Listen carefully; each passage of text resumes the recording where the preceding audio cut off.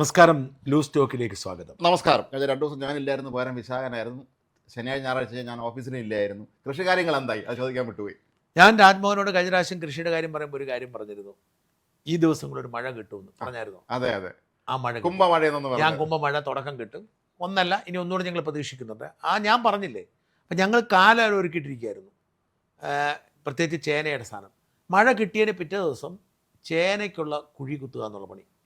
അതിപ്പം ഒരു 45 ചേന നടാനുള്ള കുഴി ഞങ്ങൾ കുത്തിക്കഴിഞ്ഞു. അതിനുശേഷം എന്നിട്ട് ചാണകപ്പൊടി എല്ലാം അടുപ്പിച്ചുകൊണ്ടിട്ടു.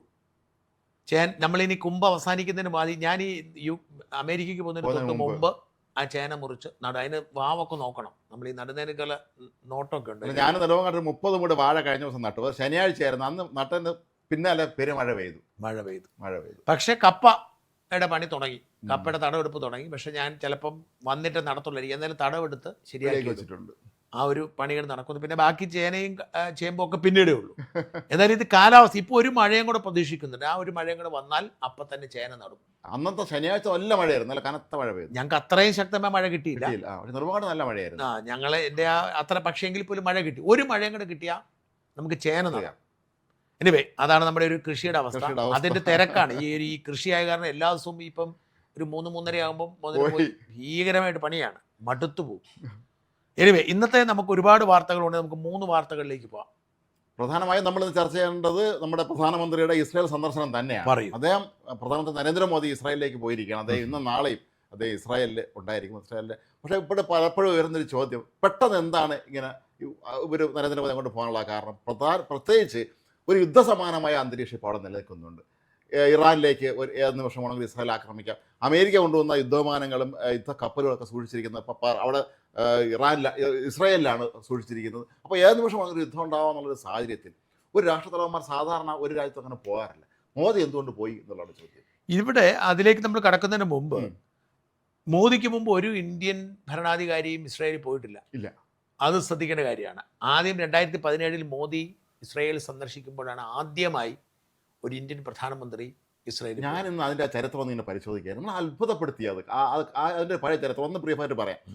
നമ്മൾ ബ്രിട്ടീഷ് ഭരണകാലത്ത് നമ്മൾ ഫലസ്തീനെ തന്നെയാണ് അനുവദിച്ചിരുന്നത്. സ്വതന്ത്ര ഇസ്രായേൽ നമ്മൾ അംഗീകരിച്ചിരുന്നില്ല. സ്വാതന്ത്ര്യം കിട്ടിയതിന് ശേഷം അതേ നിലപാട് നമ്മൾ തുടർന്നു. ഇന്ത്യക്ക് ഒരു നയതന്ത്ര ബന്ധം ആരംഭിക്കാൻ എത്രയോ വർഷങ്ങൾ, പതിറ്റാണ്ടുകളെടുത്തു. ഒരു 40 വർഷത്തോളം ഇന്ത്യക്കാർക്ക് ഇന്ത്യൻ പാസ്പോർട്ട് വെച്ചിട്ട് ഇസ്രായേലിൽ പോകാൻ പോലും ഇന്ത്യ ഗവൺമെൻറ് അനുമതി ഇല്ലായിരുന്നു. രസകരമായ കാര്യം, ഇസ്രായേലിനെ അംഗീകരിക്കണമെന്ന് ആവശ്യപ്പെട്ടുകൊണ്ട് നിരവധി സമ്മർദ്ദം 4 ഭാഗത്തുനിന്നും ഉണ്ടായി. അതിൽ വിചിത്രമായൊരു കാര്യം, സാക്ഷാൽ ആൽബർട്ട് ഐൻസ്റ്റീൻ നെഹ്റുവിനൊരു കത്തെഴുതിയിരുന്നു, നിങ്ങൾ രാജ്യത്ത് അംഗീകരിക്കണം. എന്നിട്ടും അംഗീകരിച്ചില്ല. അയാൾ ജൂതനായിരുന്നല്ലോ. അതാണ്, എന്നിട്ടും അംഗീകരിച്ചില്ല. അത് കഴിഞ്ഞ് പിന്നീട് ഈ ചൈന ഇന്ത്യ ആക്രമിച്ച സമയത്ത് അവർ നമുക്ക് ആയുധങ്ങളും സഹായിച്ചു നൽകിയെന്നാണ് പറയപ്പെടുന്നത്. അത് കഴിഞ്ഞ് പാകിസ്ഥാനിൽ നടന്നു, അപ്പോഴും നമ്മളെ സഹായിച്ചു. എന്നിട്ട് നമ്മൾ അവരുമായിട്ട് സ്നേഹത്തിന് പോയി. 92-ലാണ് ശരിക്കും നമ്മളെ ഉദാരവൽക്കരണം 91 കാലത്ത് വന്ന് പിന്നെ നമ്മളെല്ലാ രാജ്യങ്ങളുമായി ഇതിൻ്റെ ഓപ്പൺ വിപണിയൊക്കെ വരുന്ന സമയത്തായിരിക്കാം പിന്നെ അങ്ങോട്ട് തുടങ്ങുന്നത്. പക്ഷേ എന്നിട്ട് പോലും നരേന്ദ്രമോദി പ്രധാനമന്ത്രി ആകുന്നത് വരെ ആരും അങ്ങോട്ട് പോയിട്ടില്ല. അതെ, നമ്മുടെ ഒരു മുൻവിധിയുണ്ട്, പ്രിജുഡിസ്. ഈ പ്രിജുഡിസ് എന്ന് പറയുന്നത് ഇസ്രയേലിനെ അനുകൂലിച്ചാൽ അവനെന്തോ കുഴപ്പക്കാരനാണ്. ഇപ്പം ഞാൻ പറഞ്ഞത്, എന്നോടുള്ള ഞാൻ മുസ്ലിം വിരുദ്ധനാണ് എന്ന് പലരും പറയുന്നതിൻ്റെ ഒരു കാരണം, ഞാൻ ഇസ്രയേലിനെ അനുകൂലിക്കുകയും ഫലസ്തീനെ അല്ല ഹമാസിനെ എതിർക്കുകയും ചെയ്യുന്നതാണ്.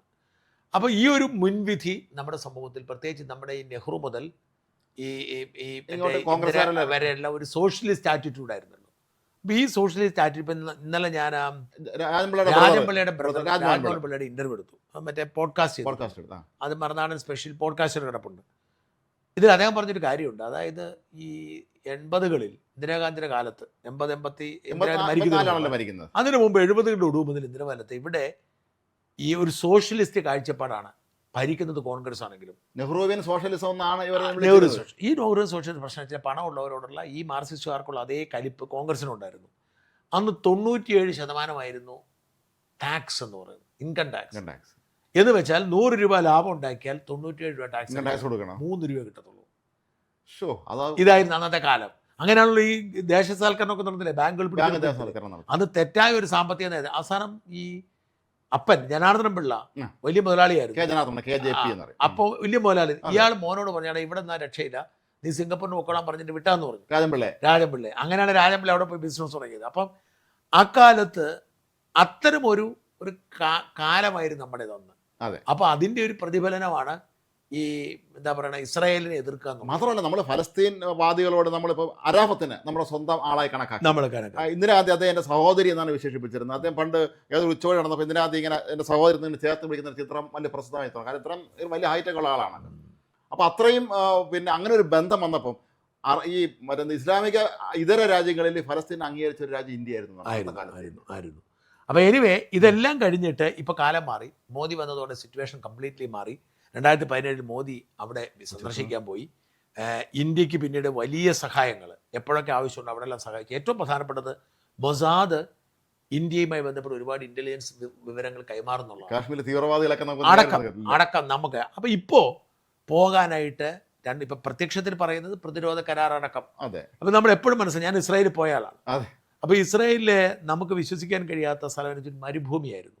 ഈ മരുഭൂമിയാണ് അവർ കൃഷിഭൂമിയാക്കി മാറ്റിയത്. അവിടുത്തെ മണ്ണൊക്കെ കണ്ട സഹതാവും. ഞാൻ കൃഷിക്കാരനാണല്ലോ. നമുക്ക് നല്ല മണ്ണാണെങ്കിൽ പോലും നമ്മൾ എന്ത് ചെയ്യും, അവിടെ തളയും. നമ്മൾ കുറേ പാറയാണ്. ഇത് പാറക്കൂട്ടവും ഒരു വളവും ഇല്ലാത്ത പന്ന മണ്ണാണ്. ഈ മണ്ണിനെയാണ് അവർ സമ്പൽ സമൃദ്ധമാക്കി അവിടെ എല്ലാത്തരം കൃഷിയും ചെയ്ത് അവർ ഈ ഫ്രൂട്ട്സും പച്ചക്കറികളൊക്കെ എക്സ്പോർട്ട് ചെയ്യുന്ന രാജ്യമായി മാറിയത്. അപ്പം ഈ ഇസ്രായേലിന്റെ കൃഷി രീതി കണ്ടു പഠിച്ചാൽ നമുക്ക് ഒത്തിരി മാറ്റം ഉണ്ടാകും. എല്ലാം പോയി. പക്ഷെ അത് വലിയ വിവാദമായതുകൊണ്ട് അവരൊന്നും ചെയ്തിട്ടില്ല. ഇപ്പം അശോകൻ കൃഷി വകുപ്പ് പ്രിൻസിപ്പൽ സെക്രട്ടറി ആയിരുന്നപ്പോൾ അദ്ദേഹമാണ് ഈ ഗ്രൂപ്പിനെ നയിച്ചു പോയത്. പക്ഷെ അത് കഴിഞ്ഞ് വിവാദമായി. ഇസ്രായേലിൽ പോകാൻ പാടില്ലല്ലോ. കെ തോമസ് മന്ത്രിയായിരുന്ന ഇവിടെ ടൂറിസം മന്ത്രിയായിരുന്ന സമയത്ത് കണ്ടായിരുന്നു കുറച്ച് ഇസ്രായേലികളെ കണ്ട് ഇവിടെ വന്ന് ഭയങ്കര ബഹളമായിരുന്നു. അല്ല, അതിങ്ങനെയാണല്ലോ. അതായത് ഞാൻ പറഞ്ഞത് എന്തിനാ അതിലേക്ക് പോകുന്നു. സൗമ്യ എന്ന് പറയുന്നൊരു പെങ്കൊച്ച് മലയാളി, അവള് ജീവിക്കാൻ വേണ്ടി ഇസ്രായേലിൽ പോയി ജോലി ചെയ്തു. അവൾക്ക് ഇവിടെ ജോലി ഇല്ലാത്തതുകൊണ്ടാണ് അവൾ ഇസ്രായേലിൽ പോയത്. അപ്പോൾ അവളൊരു ഹമാസിന്റെ മിസൈൽ ആക്രമണത്തിൽ കൊല്ലപ്പെട്ടു. അവൾ ഇവിടെ വന്നിട്ട് അവളുടെ മരണത്തിൽ സന്തോഷിക്കുകയായിരുന്നു ഇവിടെയുള്ള ആളുകൾ. നമ്മുടെ മുഖ്യമന്ത്രിയോ മന്ത്രിമാരോ ആരും നോക്കിയില്ല. ഇതാണ് ഇവരുടെ ഒരു അപ്പൊ ആ പശ്ചാത്തലത്തിൽ മോദി പോയത് എന്തിനെ?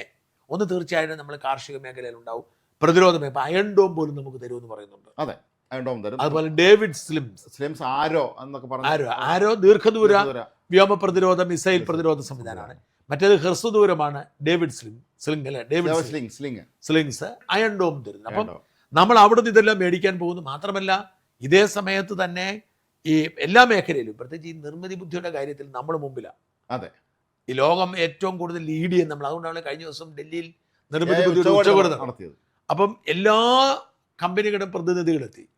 അതുപോലെ ഡാറ്റാ സെന്റർ എന്ന് പറയുന്ന സംഭവം ഉണ്ടല്ലോ. ഈ ഡാറ്റാ സെന്റർ ശതകോടികളാണ് ഇവിടുത്തെ കമ്പനികൾ ഇറക്കുന്നത്. അപ്പോൾ അങ്ങനെ ഇന്ത്യ വലിയൊരു മാറ്റത്തിന് തയ്യാറാവുമ്പോൾ അവർ ഇസ്രായേലുമായി സഹകരിക്കാൻ പോകുന്നത്. ഇതാണ് യാഥാർത്ഥ്യം ഒരു വശത്ത്. പക്ഷേ ഇപ്പൊ പോയി വ്യാപാര കരാർ ഒപ്പിടേണ്ട സാഹചര്യം, യുദ്ധം മുഴങ്ങണ ഈ സമയത്ത്, അതായത് ഇറാൻ അവരുടെ ആകാശം പോലും അടച്ചിരിക്കുകയാണ്. അതെ, ഈ മിഡിൽ ഈസ്റ്റിലുള്ള വിമാനങ്ങളെല്ലാം മാറ്റിവെച്ചിരിക്കുകയാണ്. ഏതു നിമിഷവും ആക്രമിക്കപ്പെടുന്ന സാഹചര്യത്തിൽ എന്തിനു പോയി എന്ന ചോദ്യമാണ്. അപ്പോൾ അതിന് പല കാരണങ്ങളാണ്. ഒന്നാമത്തേത് പറയുന്നത്, ഇന്ത്യയുടെ വശത്ത് നോക്കുമ്പോൾ മോദിയും ട്രംപും തമ്മിൽ വീണ്ടും ഒരു ഭിന്നത ആരംഭിച്ചു.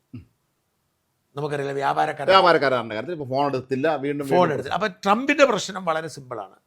ട്രംപിന്റെ പ്രശ്നം എന്താണെന്ന് വെച്ച് കഴിഞ്ഞാൽ, ഇന്ത്യയുമായി ദീർഘകാലം ചർച്ച നടത്തി ഒരു ധാരണയിലെത്തി.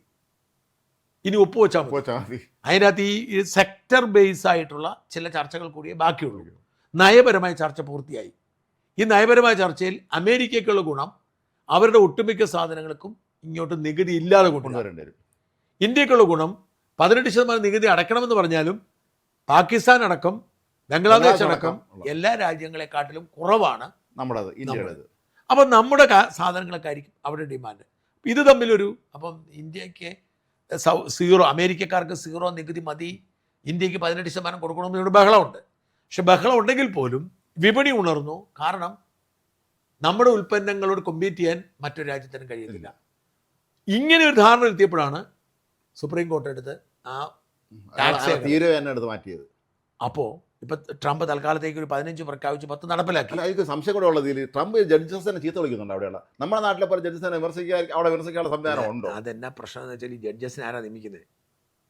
ജഡ്ജസിനെ നിയമിക്കുന്നത് പ്രസിഡന്റാണ്. ഈ ജഡ്ജ് ഇങ്ങനെ നിയമിച്ച 3 ജഡ്ജിമാരും എതിരായി പറഞ്ഞു. ഞാൻ നിയമിച്ചതെല്ലാം കൂടെ എനിക്ക് എതിരായി പറഞ്ഞു. അപ്പൊ ഈ രാഷ്ട്രീയക്കാരാണ്. അവിടെ വളരെ വിചിത്രമാണ്. രാഷ്ട്രീയക്കാരാണ് ജഡ്ജാവുന്നത്. നമ്മളോട് ജുഡീഷ്യറിയിൽ ഇരിക്കണമെന്നില്ല. ജുഡീഷ്യറി ഇരിക്കണമെന്നില്ല. അതുപോലെ അവിടെ ജൂറി സിസ്റ്റമാണ്. പേര് കാണും. കുറേ പേര് ഈ ജഡ്ജ് ഉണ്ടാവും.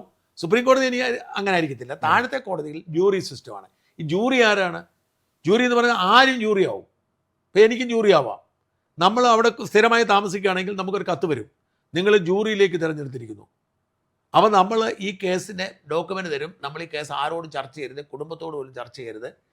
നമ്മൾ കേസ് പഠിച്ചിട്ട് ഈ ജൂറി 10-16 പേര് കാണും ജൂറിയിൽ. അവിടെ പോയിരിക്കണം നമ്മൾ. എന്നിട്ട് നമ്മൾ ഇതിനെക്കുറിച്ച് കേട്ടിട്ട് ആ 2 ഭാഗം കേട്ടിട്ട് ഈ ജൂറിയാണ് തീരുമാനിക്കുന്നത് എങ്ങനെ വിധി. അതിന് അവസാനം വിധിക്കുന്നത് ജഡ്ജി തന്നെ. അപ്പോൾ ഇത് വല്ലാത്ത വിചിത്രമായ സിസ്റ്റം അവിടെയൊക്കെ ഉള്ളത്. അതൊക്കെ വെച്ചുമ്പോൾ നമ്മുടെ തന്നെയാണ് സിസ്റ്റം. അപ്പോൾ ഈ ട്രംപ് ചീത്ത വിളിക്കുന്നു എന്ന് പറഞ്ഞാലും ട്രംപ് ചീത്ത വിളിച്ചാൽ ഇല്ലെങ്കിലും നിയമമാണ്. സുപ്രീം കോടതി വിധിച്ചാൽ പിന്നെ അതില്ല. അതിനകത്ത് പ്രധാനപ്പെട്ട കാര്യം എന്ന് വെച്ചാൽ സുപ്രീം കോടതിയാണ് ഒരു വിധി പ്രഖ്യാപിച്ചാൽ പിന്നെ അതില്ല. അതിപ്പോൾ ട്രംപ് ഞാൻ പോയി നടപ്പിലാക്കാൻ പറ്റത്തില്ല. യഥാർത്ഥത്തിൽ സുപ്രീം കോടതി എന്താ പറഞ്ഞത്? 1977 ഇന്റർനാഷണൽ എമർജൻസി ആക്ട് എന്ന് പറഞ്ഞൊരു ആക്ട് ഉണ്ട്. ആ ആക്ട് അനുസരിച്ച് ആണ് ഇയാൾ പ്രഖ്യാപിച്ചത്. ഈ ട്രംപ് പ്രഖ്യാപിച്ചു. ആ ആക്ട് അനുസരിച്ച് ട്രംപിന് പ്രഖ്യാപിക്കാൻ അധികാരമില്ല. അതുകൊണ്ട് ആ പ്രഖ്യാപനം റദ്ദ് ചെയ്തു. സെനറ്റിന് പ്രഖ്യാപിക്കാം. ഇതാണ് ട്രംപിന് ഈ തീരുമാനം. ഈ പ്രഖ്യാപനം നിലവിൽ വന്നതോടുകൂടി ഇനി അപ്പീൽ അതോറിറ്റി ഇല്ല. അതോടെ അസാധുവായി. അതുകൊണ്ടാണ് ട്രംപ് എന്ത് ചെയ്തു? വേറൊരു നിയമം അനുസരിച്ച് 15% പ്രഖ്യാപിച്ച് 10% ആക്കിയിരിക്കുന്നത്. അതും നിലനിൽക്കത്തില്ല. കാരണം അത് 1972 അമേരിക്കൻ ട്രേഡ് ആക്റ്റാണ്. ഈ ട്രേഡ് ആക്ട് അനുസരിച്ച് നടപ്പിലാക്കണമെങ്കിൽ അത് എമർജൻസി സിറ്റുവേഷൻ ഉണ്ടാവണം. ഈ സിറ്റുവേഷനെ കുറിച്ച് അന്വേഷണം പ്രഖ്യാപിച്ചിട്ട് അന്വേഷണം തീരുന്നതിന് മുമ്പ്, അതിനാണ് 150 ദിവസം അനുവദിച്ചിരിക്കുന്നത്. ഈ 150 ദിവസം നിങ്ങൾക്ക് നടത്താം.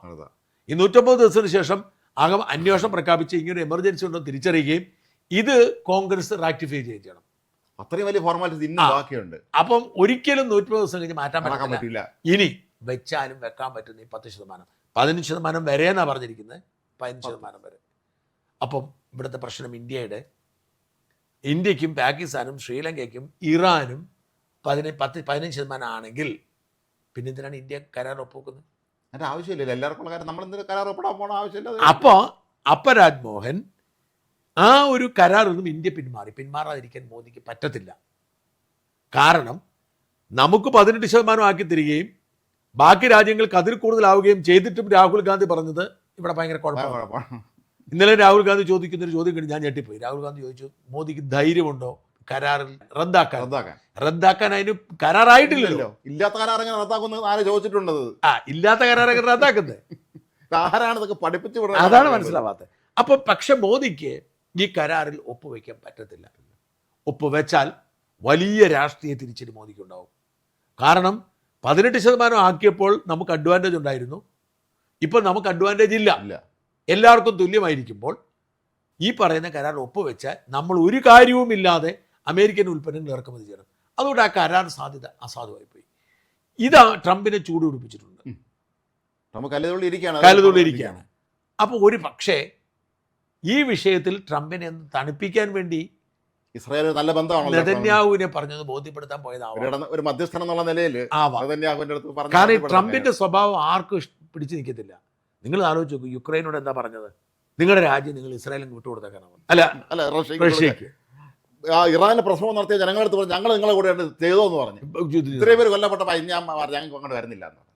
വെനസ്വേല എന്ന് പറഞ്ഞ പ്രസിഡന്റിനെ പിടിച്ചോണ്ട് അവിടുത്തെ എണ്ണയാണ് ഇന്ത്യക്ക് വിൽക്കാതിരിക്കുന്നത്. അതെ, ഇപ്പൊ ഇന്ത്യയായിട്ട് കരാറുണ്ടാക്കിയില്ലേ? അപ്പൊ ഇറാനിൽ നിന്ന് വാങ്ങിയിട്ട് എണ്ണ ഇവിടെ എത്തിക്കുന്ന എത്രയോ ദിവസം അത് ദൂരം കൂടുതലാണ്. മാത്രമല്ല എണ്ണയ്ക്ക് കട്ടി കൂടുതലാണ്, ക്വാളിറ്റി കുറവാണ്. ആ എണ്ണ അതായത് ഒരു രാജ്യം പിടിച്ചെടുത്തിട്ട് ആ രാജ്യത്തെ എണ്ണ ഇന്ത്യക്ക് വിൽക്കുക. ഇത് മോഷണം പോലെ വിൽക്കുന്നതിന് അതുപോലെ തന്നെയാണ്. അപ്പോൾ ഇതിന്റെ പ്രോബ്ലം എന്ന് വെച്ചാൽ ഇപ്പോഴത്തെ സാഹചര്യത്തിൽ മോദിക്ക് ഒരു കാരണവശാലും അമേരിക്കയായിട്ട് വ്യാപാര കരാറും ഒപ്പിടാൻ പറ്റത്തില്ല. പോയാൽ മോദി ഇവിടെ തോറ്റുപോകും.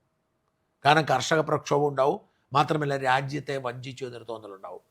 അതുകൊണ്ട് മോദി എന്ത് ചെയ്തു? ഫോൺ പോലും എടുക്കാതെ മുങ്ങി നിൽക്കുക. ട്രംപ് ആവട്ടെ ഞാനിപ്പോൾ കാണിച്ചു തരാമെന്ന് പറയും. ഈ സാഹചര്യത്തിൽ ഒരു പക്ഷേ കാര്യം പറഞ്ഞാൽ മനസ്സിലാവുന്ന ഒരാളുടെ അടുത്ത് ചിലപ്പോൾ പറയാൻ പറ്റില്ല.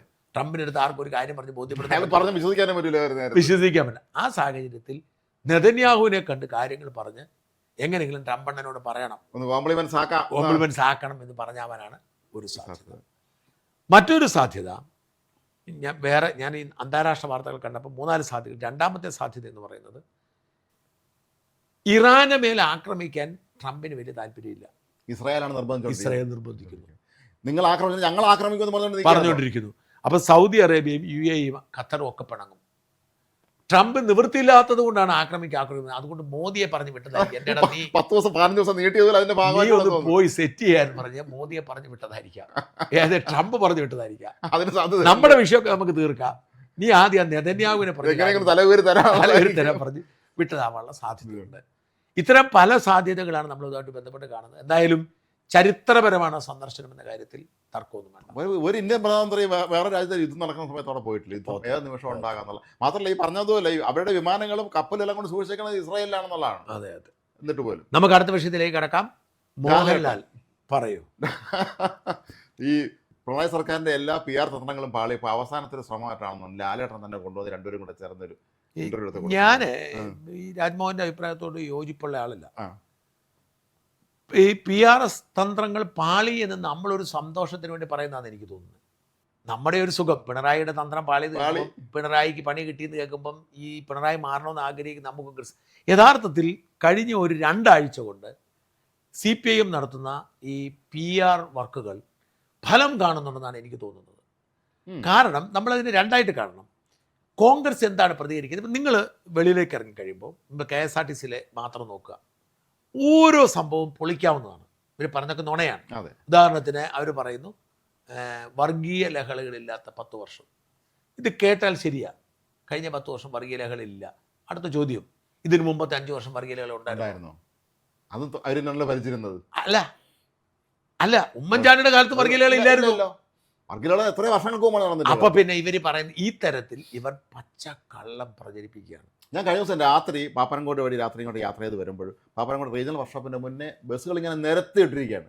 ഞാൻ വിചാരിച്ചു ഈ ബസ് ഇത്രയും പുറത്തിടേണ്ട കാര്യം നോക്കിയപ്പോൾ ആൾ ഒട്ടിക്കുകയാണ്, അവിടുത്തെ സ്റ്റാഫെ ഈ സ്റ്റിക്കർ ഒട്ടിക്കുകയാണ്, ഫ്ലക്സുകൾ. അതാ പറഞ്ഞു. അപ്പം ഇവർ ഈ പറയുന്ന ഒക്കെ വ്യാജമാണ്. ഇപ്പം ലൈഫ് മിഷന് കണക്ക് പറയുന്നു. ഈ ലൈഫ് മിഷൻ ഇത്രയും വീട് വെച്ച് നമുക്കറിയാവും. ഇപ്പം ഇവരെന്താ കോൺഗ്രസ്സുകാർ ചെയ്യേണ്ടത് എന്താണ്? ഈ ലൈഫ് മിഷൻ്റെ കണക്ക് തെറ്റാണെന്നും ഉമ്മൻചാണ്ടിയുടെ കാലത്ത് ഇത്രയും വീടുണ്ടാക്കിയെന്ന് പറയണം. ഇവർ റോഡ് ഉണ്ടാക്കിയെന്ന് പറഞ്ഞു. റോഡ് നിങ്ങളെല്ലാം ഉണ്ടാക്കിയത് മോദി ഉണ്ടാക്കിയെന്ന് പറയണം.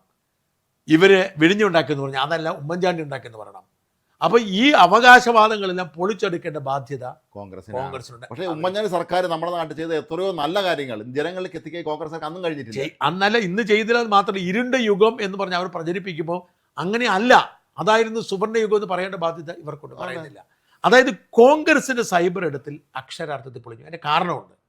കോൺഗ്രസ്, നിങ്ങളൊരു കാര്യം ശ്രദ്ധിക്കുന്ന കാര്യം, കോൺഗ്രസിൻ്റെ വിജയത്തിൻ്റെ ഏറ്റവും പ്രധാനപ്പെട്ട ഒരു ഘടകം എന്ന് പറയുന്നത് ഈ 2ാം പിണറായി സർക്കാർ അധികാരത്തിൽ വന്നതിന് ശേഷം കോൺഗ്രസ് സൈബർ ഗ്രൂപ്പ് ഭയങ്കര ശക്തമായിരുന്നു.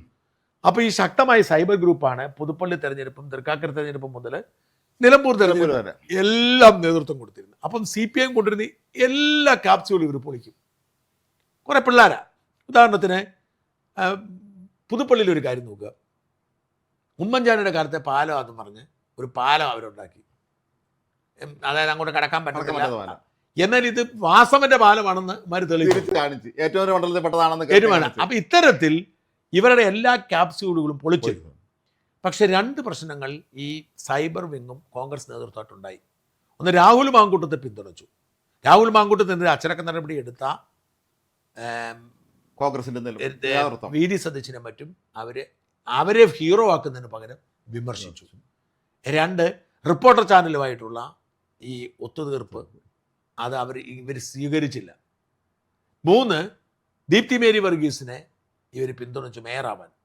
ഈ 3 കാരണങ്ങൾ കൊണ്ട് ഈ സൈബർ ടീമിനെ പിരിച്ചുവിട്ടിട്ട് തൻ്റെയും ഭാര്യയുടെയും പടം ഫേസ്ബുക്കിൽ ഇടുക മാത്രം ചെയ്യുന്ന ഹൈബീഡിന് ചുമതലയേൽപ്പിച്ചു. ഈ വിഭാഗം പൂർണ്ണമായും തിരുവനന്തപുരത്ത് ഓഫീസിൽ കണ്ടിട്ടില്ലെന്നാണ് പറയപ്പെടുന്നത്. പൂർണ്ണമായും ഇവർ പരാജയപ്പെട്ടു പോയി. അപ്പം ഇവിടെ നമ്മൾ മനസ്സിലാക്കേണ്ടത് CPIMന്റെ സൈബർ യുദ്ധം അത് പല മുഖങ്ങളിലും വളരെ ചിലതൊക്കെ പൊളിഞ്ഞു പോകുന്നുണ്ട്. നിങ്ങൾ ഈ പറയുന്ന മൊയ്തീനൊക്കെ പൊളിഞ്ഞു പോയി. മൊയ്തീനൊക്കെ പൊളിഞ്ഞു പോയെന്ന് പറഞ്ഞാലും ഇവരുടെ ഇപ്പോൾ നിങ്ങൾ ആലോചിച്ച് നോക്കൂ, വലിയ നേതാക്കന്മാരെ കൊണ്ടുവരുന്നു, മണിശങ്കർ അയ്യറിനെ കൊണ്ടുവരുന്നു, സുഹാസിനെ കൊണ്ടുവരുന്നു, അതുപോലെ ഫറൂഖ് അബ്ദുള്ള അവരെല്ലാം പിണറായിക്ക് സ്തുതി പാടുന്ന സാഹചര്യം ഉണ്ടായില്ലേ? ഈ പിണറായിക്ക് സ്തുതി പാടുന്ന സാഹചര്യമൊക്കെ പതിയെ പതിയെ മനുഷ്യൻ്റെ മനസ്സിലേക്ക് കയറും. പിന്നെ ഇവർ ഒരുപാട് ഇപ്പം ക്രിസ്ത്യാനികളെ സൂചിപ്പിക്കാൻ വേണ്ടി ഇപ്പം JB കമ്മീഷൻ കമ്മീഷന്റെ ലത്തീൻ സഭയ്ക്ക് കൂടുതൽ അധികാരങ്ങൾ കൊടുത്തു. പിന്നെ ഈ PSC ടെസ്റ്റിന് അപേക്ഷിക്കാനുള്ള പ്രായം ഇങ്ങനെ ഒരു വശത്ത് ഇതുവരെ ചെയ്യാതിരുന്ന കാര്യങ്ങളെല്ലാം ചെയ്ത് പിടിച്ചെടുക്കുന്നു. ക്രിസ്ത്യാനികളെ കൂടി പിടിക്കാൻ വേണ്ടി പരമാവധി കാര്യങ്ങൾ ചെയ്തു കൊടുക്കുന്നു. മറുവശത്ത് നുണകൾ ഇങ്ങനെ പറഞ്ഞ് ഫലിപ്പിച്ചുകൊണ്ടിരിക്കും. ഈ നുണ പ്രചരണത്തിന്റെ അവസാനത്തെ ആയുധമാണ് മോഹൻലാൽ. അതിൻ്റെ പിന്നിൽ ലക്ഷ്യമുണ്ട്. ഇപ്പം ഞാൻ ചോദിക്കുന്നത്, മോഹൻലാലിനോട് മുഖ്യമന്ത്രി പിണറായി വിജയൻ എൻ്റെ ഒരു അഭിമുഖം എടുക്കണം കേട്ടോ, തെരഞ്ഞെടുപ്പാന്ന് പറയും, മോഹൻലാൽ നോ പറയാൻ പറ്റുമോ? പറ്റില്ല. അതൊരു മുഖ്യമന്ത്രിനെ നേരിട്ട് വിളിച്ചിരിക്കാനോ തന്നെയാണ് ഞാൻ പറഞ്ഞപ്പോൾ എന്നോട് ചോദിക്കാമെന്ന് ചോദിച്ചോളൂ. മിസ്റ്റർ ഷാജൻ, ഞാൻ പിണറായി വിജയനാണ്, നിങ്ങളുടെ ചാനലിൽ എനിക്കൊരു ഇൻ്റർവ്യൂ തരണം പറഞ്ഞാൽ ഞാൻ എടുക്കത്തില്ലേ? ആരെടുക്കും? നമ്മൾ പിണറായിയെ വേദനിപ്പിക്കാൻ നോക്കും. ഇങ്ങോട്ട് വിളിച്ച് പറയുമ്പം നമുക്കൊരു സോഫ്റ്റ് കോർണർ ഉണ്ടാവും. ഇതാണ് ഉപയോഗിച്ചിരിക്കുന്നത്. മോഹൻലാൽ ഈ തിരക്കുകൾക്കിടയിൽ ഇവിടെ വന്ന് എടുക്കുന്നു. മാത്രമേ ഇതിന് മാർക്കറ്റിംഗ് നോക്കണം. ഇത് എവിടെയാണ് വരുന്നത് ആരോടും പറഞ്ഞില്ല. എന്നിട്ട് സകല ചാനലുകളിലും ഇതിൻ്റെ പ്രൊമോ കൊടുത്തു. മോഹൻലാൽ അത് ഷെയർ ചെയ്തു. അങ്ങനെ കേരളത്തിലെ എല്ലാവരും ഇങ്ങനെ ഒരു ഇൻ്റർവ്യൂ നടന്നു എന്ന് അറിഞ്ഞു. അറിയാത്ത ആരുമില്ല. എന്നിട്ട് ഇന്ന് പറഞ്ഞു ഏഷ്യാനെറ്റിലാണ് തോന്നുന്നല്ലേ, ഏഷ്യാനെറ്റിൽ ഈ സാധനം കൊടുത്തു. ആലോചിച്ചു, ആള് കാണുന്നവർക്ക് അറിയാം. അവ ഏഷ്യാനെറ്റിൽ ഈ സാധനം കൊടുക്കാൻ തീരുമാനിച്ചു. അപ്പോൾ എന്തിന് മോഹൻലാൽ ഈ പണിക്ക് കൂട്ടുന്നു എന്നാണ് എൻ്റെ ചോദ്യം. പിണറായി വിജയൻ ശ്രമിക്കും, എന്തെങ്കിലും പറഞ്ഞ് ഒഴിഞ്ഞു പോകാമായിരുന്നു. മറ്റേ അവിടെ അയോധ്യ ക്ഷേത്ര ഉദ്ഘാടനത്തിന് മോഹൻലാൽ പോയില്ല. അയോധ്യയിലെ ക്ഷേത്രത്തിന് മോഹൻലാൽ പോകാതിരുന്നത് എന്താണ്? അത് പുള്ളി ഭയന്നിട്ടായിരിക്കും. അപ്പം അതേ മോഹൻലാൽ, സംഘിയാണെന്ന് ആരോപിക്കപ്പെടുന്ന മോഹൻലാൽ, പിണറായി വിജയൻ്റെ പ്രചരണത്തിന് വേണ്ടി, അതും ഈ കേരളത്തെ ഉറ്റുകൊടുക്കാൻ, ഈ കേരളത്തെ നശിപ്പിക്കാൻ പിണറായി വിജയൻ കൊട്ടേഷൻ എടുത്ത് ഒരു പദ്ധതി ഇടുമ്പോൾ അതിന് നിന്ന് കൊടുത്തു പറഞ്ഞാൽ ലാലേട്ടനോടുള്ള ബഹുമാനം എനിക്ക് കുറഞ്ഞു പോയി. നോ പറയണം. ഇവർ മമ്മൂട്ടിയുടെ ഇന്റർവ്യൂ എടുത്ത ഇന്ന ശ്രദ്ധിക്കണം, മമ്മൂട്ടി എടുക്കുന്ന ഇത്ര ഏക്കത്തില്ല. ചാനലാണ് CPM കാരനാണ്. പരസ്യമായി തന്നെ മമ്മൂട്ടി CPM കാരനാണ്. അപ്പം മമ്മൂട്ടി ഈ പിണറായി ഇന്റർവ്യൂ എടുത്താൽ അതിന് വിലയില്ല. മോഹൻലാൽ എടുത്താൽ സംഘിയായ മോഹൻലാൽ പിണറായിയെ സ്തുതിക്കുന്നു, പിണറായിയുടെ ഭരണം വേണമെന്ന് ആഗ്രഹിക്കുന്നു എന്ന് പറയുമ്പോൾ അതിനുണ്ടാവുന്ന ഒരു മൈലേജ്. അല്ല, മാത്രമല്ല മോഹൻലാലിനെ സംബന്ധിച്ച് അത് വളരെ സൗമ്യനാരാണ്. ഒരിക്കലും അറ്റാക്കിംഗ് ആയിട്ടുള്ള ഒരു ചോദ്യം ചോദിക്കത്തില്ല, ഉറപ്പാണത്. മാത്രമല്ല ഇപ്പോൾ തന്നെ ഈ പിണറായി വിജയൻ ഒരിക്കൽ കൂടി വരട്ടെ, മുസ്ലിം ഭരണം വേണ്ടെന്നുള്ള പ്രചരണം സംഘികൾ നടത്തിക്കൊണ്ടിരിക്കുകയാണ്. ആ തരത്തിൽ കാര്യങ്ങൾ നടത്തിക്കൊണ്ടിരിക്കുമ്പോഴാണ് അവർ മോഹൻലാലിനെ കൂടി ഇറക്കി ഈ കളിക്ക് ഇറങ്ങി എന്ന് പറഞ്ഞാൽ വളരെ വേദനാജനകമെന്നല്ല ഒന്നും പറയാനില്ല, അല്ലേ? അതെ, പക്ഷേ ഇതിന്റെ പിന്നിൽ പ്രവർത്തിച്ചവർ ബുദ്ധിമാന്മാരാണ് നമ്മൾ പറയേണ്ടി വരും. അതിബുദ്ധിമാന്മാരാണ്. ഇവർക്ക് അധികാരവും പണമുണ്ടല്ലോ. അധികാരം പണമുള്ള ആൾക്ക് എന്താ പ്രശ്നം ഇരിക്കുന്നത്? എന്തായാലും നിരാശാജനകമായ കാര്യം പറയുന്നു. ഇപ്പൊ ഇവര് ഉമ്മൻചാണ്ടിയുടെ കാര്യം പറയുന്നത്, ഉമ്മൻചാണ്ടി പണ്ട് ജയന്തിന് ഇന്റർവ്യൂ എടുത്തിട്ടുണ്ടെന്ന് പറയുന്നത് മോഹൻലാൽ ഇന്റർവ്യൂ. പക്ഷെ അത് ഓർക്കേണ്ട കാര്യം, ഞാൻ ഉള്ള സമയത്ത് തന്നെയായിരുന്നു, അത് ക്രിസ്മസിനായിരുന്നു ആ പരിപാടി. ഇലക്ഷൻ ആയിരുന്നില്ല. അന്ന് അദ്ദേഹം പ്രതിപക്ഷ നേതാവാണ്. കണ്ണൂർ ഹൗസിൽ വെച്ചാണ് ഇന്റർവ്യൂ നടത്തിയത്, ക്ലിഫ് ഹൗസിലല്ല. ഇതെല്ലാം മറന്നിട്ട് ഇവർ ഹിമാനാണ് പണ്ട് പിന്നെ ഉമ്മൻചാണ്ടി മോഹൻലാൽ ഇന്റർവ്യൂ ചെയ്യുന്നുള്ളത്. അതിൽ ഒരിക്കലും രാഷ്ട്രീയ ഒരു ബന്ധമില്ല. കൂടുതലും പേഴ്സണൽ രസകര ചോദ്യം ഉണ്ട്. ഇപ്പോഴും ഞാൻ ഓർമ്മയുണ്ട്, ഉമ്മൻചാണ്ടിയോട് മോഹൻലാൽ ചോദിക്കുന്നുണ്ട്, നിങ്ങൾ സിനിമയൊക്കെ കാണാറുണ്ടെന്ന്. അവസാനമായിട്ട് കണ്ട സിനിമ ഏതാണ്? മുത്തരം മഞ്ഞിൽ വിരിഞ്ഞ പൂക്കളം. മോഹൻലാൽ കൊല്ലാത്രേ. ഉമ്മൻചാണ്ടി വളരെ നിഷ്കളങ്കാര് പറയാണ്. അത്രയും സൗമ്യനായിരുന്നല്ലോ അദ്ദേഹം. അല്ല, അപ്പൊ അതായത് ഇലക്ഷൻ സമയത്തല്ല, ക്രിസ്മസിനായിരുന്നു. ക്രിസ്മസ് സമയത്ത് ജയ്ഹിന്ദിനാണ്. ജയ്ഹിന്ദ് എന്ന് പറയുമ്പോൾ കോൺഗ്രസ് കൈരളി കൊടുക്കുന്ന പോലല്ല. അതെ, ഇത് ക്രിസ്മസിനാണ് വന്നത്. ഇതൊരു ഒരിക്കലും രാഷ്ട്രീയം പറയുന്നില്ല. ഇതില് വ്യക്തിപരമായ ഒരു രസമുള്ള ഇന്റർവ്യൂ ആയിരുന്നു, അത്രേ ഉള്ളൂ. അതേസമയം പിണറായി മഹാൻ, എനിക്ക് പിണറായി ഇന്റർവ്യൂവിന്റെ ട്രെയിലർ കണ്ടപ്പോൾ തന്നെ അതിനകത്ത് ഈ പുറവശം എല്ലാം പൊട്ടിപ്പൊളിഞ്ഞു. ഈ അടിയന്തരാവസ്ഥ കാലത്തെ കാര്യം പറയുന്നത് എവിടെ ചെന്നാലും പറയാനാണ്. അങ്ങനെ അടിയന്തരാവസ്ഥ കാലത്ത് ജയിലിൽ പോയി നമ്പരാനറിയാം. പണ്ട് പറഞ്ഞുകൊണ്ടിരുന്ന ഒരു ഇന്റർവ്യൂ ഞാൻ വായിച്ചിരുന്നത്, കലാഭവതി പണ്ട് ഇന്റർവ്യൂ വായിച്ചിരുന്നതാണ്. എനിക്കന്ന് വികാരം കൊണ്ടായിരുന്നു. കാരണം നമ്മൾ ആരാധനയുള്ള സമയമാണ്. ഈ കാലിൽ എണ്ണ തിളപ്പിച്ചിട്ട് ചൂരൽ കൊണ്ട് കാലിൻ്റെ വെള്ളൽ അടിക്കും എന്നൊക്കെ പറഞ്ഞിട്ട്, ഇതൊക്കെ നഖം പൊറിച്ചു എന്നൊക്കെ പറഞ്ഞു. ഇതൊക്കെ പച്ചക്കള്ളം പറയുന്നതായിരിക്കും. നുണ മാത്രം പറഞ്ഞാണ് പറഞ്ഞിരിക്കുന്നത്. പുറം പൊളിച്ചു. അല്ല, അടിയന്തരാവസ്ഥ കാലത്ത് ശരിക്കും പറഞ്ഞാൽ അന്ന് ദുരിതം അനുഭവിച്ച RSSകാരാണെന്ന് തന്നെ പറഞ്ഞു. അതായത് പരസ്യ രംഗത്തിറങ്ങി അവർ മാത്രമായിരുന്നു. സോഷ്യലിസ്റ്റുകളും കുറച്ച് പേര്. അല്ലാതെ എന്നിട്ടും പിണറായി ഈ അടിയന്തരാവസ്ഥയുടെ മേന്മ പറഞ്ഞുകൊണ്ടിരിക്കുകയാണ് ഇപ്പോൾ. എന്തായാലും ആ കഥയും നമുക്ക് കിടക്കാം. നമുക്ക് മൂന്നാമത്തെ വിഷയത്തിലേക്ക്, നമ്മുടെ ശ്രീനാദേവി കുഞ്ഞമ്മ ഷഹനാസിനെതിരെ അവർ പരാതി കൊടുത്തിട്ടുണ്ട്. അവരുടെ പേരിൽ വന്ന ആരോപണം. ഷഹനാസ് പരാതി കൊടുത്തോ? അല്ല, കുഞ്ഞമ്മ. ശ്രീനാദേവി കുഞ്ഞമ്മ പരാതി കൊടുത്തു. അപ്പോൾ ശ്രദ്ധിക്കേണ്ട കാര്യം, എനിക്ക് ശ്രീനാദേവി കുഞ്ഞമ്മ എന്ന് പറയുന്ന ഈ രാഹുൽ മാങ്കൂട്ടത്തെ വിഷയത്തിന്റെ എപ്പിസോഡിലെ ഏറ്റവും വലിയൊരു ബൈ പ്രോഡക്റ്റ് എന്ന് പറയുന്നത് ശ്രീനാദേവി കുഞ്ഞമ്മ. അതുകൊണ്ടാണ് ശ്രീനാദേവി കുഞ്ഞമ്മ ഇത്തരം പ്രസിദ്ധയായതും അവർക്ക് ഒരു മൈലേജ് കിട്ടിയതും. സംസാരിക്കും, ഭയങ്കര സംസാരിക്കും, അച്ചടക്കത്തോടെ സംസാരിക്കും, കൃത്യമായ ആളോട് പറയാനറിയാം, എല്ലാ കാര്യങ്ങളും അറിയാം. അങ്ങനെ ബഹുമിടുക്കിയായ ശ്രീനാദേവി കുഞ്ഞമ്മ ഈ മറുനാടിലാണ് ഏറ്റവും നല്ല ഇന്റർവ്യൂ ആദ്യം കൊടുക്കുന്നത്. അതെ. അതിനുശേഷമാണ് ഈ 24-ൽ നല്ല ഭാഷയാണ് അവരുടെ, നല്ല പുസ്തകം വായിക്കുന്ന നല്ല ഓർമ്മ. ഓർമ്മ. അപ്പം ഈ ശ്രീനാദേവി കുഞ്ഞമ്മ ഒരു പോസ്റ്റ് എടുത്തു. ഈ പോസ്റ്റിൻ്റെ അകത്ത് എണ്ണി ഷഹനാസിനെ പൊളിച്ചെടുക്കുവാണ്. അപ്പോൾ ഈ ഷഹനാസ് ഒരു കോൺഗ്രസ്സുകാരിയാണെന്ന് നോക്കണം. അതെ, ഈ കോൺഗ്രസ്സുകാരിയാണ് അവര്, ആണ് അവരുടെ സാംസ്കാരിക വിഭാഗത്തിന്റെ സാംസ്കാരിക സാഹിതിയുടെ എന്തോ സെക്രട്ടറിയും കണ്ടാണ്. അപ്പൊ ഈ ഷഹനാസ് എന്ന് പറയുന്ന എഴുത്തുകാരിക്കെതിരെ ഒരുപാട് സൈബർ ആക്രമണം ഉണ്ടായി. എനിക്ക് അതിനോട് യോജിപ്പില്ല. ഒരുപാട് പേര് അവരെ ആക്രമിച്ചു. പ്രത്യേകിച്ച് രാഹുൽ ഫാൻസ്, രാഹുൽ ആർമി, ഒരുപാട് പേര് അവരെ ആക്രമിച്ചു. അതും അതിര് വിട്ടുള്ള ആക്രമണമൊക്കെ, അവരുടെ വ്യക്തി ജീവിതത്തിലേക്കൊക്കെ കടന്നുള്ള ആക്രമണമൊക്കെ അതൊക്കെ ഒഴിവാക്കേണ്ടതാണ്. പക്ഷേ അവരുന്നയിച്ച സീരിയസ് ആയിട്ടുള്ള ഒരു ചോദ്യം എന്ന് പറയുന്ന ഒരു മലബാറി, നിയാസ് മലബാറി, അയാളാണ് നിരന്തരം ഇവർക്കെതിരെ പോസ്റ്റ് ഇട്ടുകൊണ്ടിരിക്കുന്നത്. ഈ നിയാസ് മലബാറി ഇട്ട ഒരു പോസ്റ്റിൽ പറയുന്ന ഒരു കാര്യം ഞാനത് വായിച്ചു. ഈ ഷഹനാസ് മറ്റേ IAS കിട്ടി, സിവിൽ സർവീസ് ജയിച്ചു എന്ന് പറഞ്ഞ് കോളേജിൽ പറഞ്ഞ സംഭവം അയാൾ പറയുന്നത്. പിന്നെ വേറെ ഒരുപാട് കുഞ്ഞുങ്ങളുമായിട്ട് ബന്ധപ്പെട്ട് ഒരുപാട് കാര്യം പറഞ്ഞിട്ടുണ്ട്.